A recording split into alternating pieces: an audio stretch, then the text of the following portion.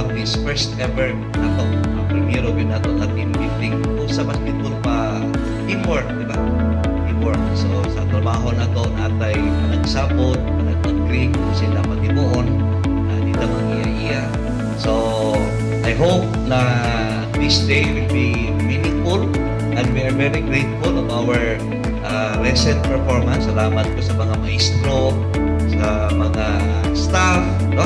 Pati sa printing, kaya ang ilang pag-print sa papel, sakto yun, no? We are, as a team, kita mag-iya-iya, nag-facilitate ato ang team building. And unta, dili team oy last, no? So, beginning ni sa ato ang activities like this, we enjoy and make this be meaningful. Naganda makuha na aral aning atong activity today. So yun, welcome everyone and enjoy our day.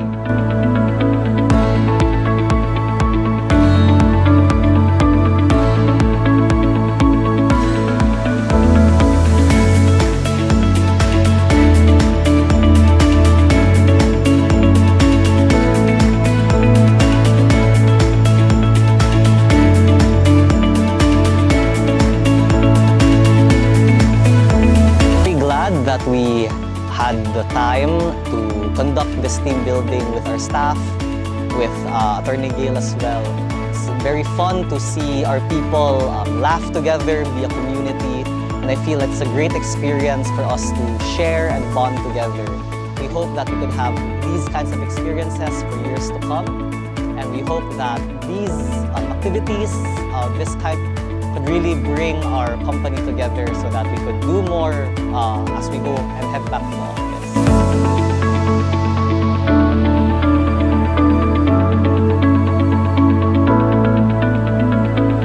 Morning una na mo nga team building sa among company. Experience nato, indot kayo kay tanan, sinabot, sakto, napindin, daog, pero ang importante nila, nagkasinabot yun sila.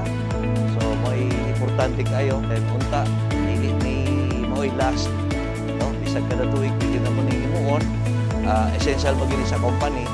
So, we hope that pinaagian nga mga activities, mas mulambo ang among kumpanya. So, mas mo improve ang among panagsama sa among mga tao.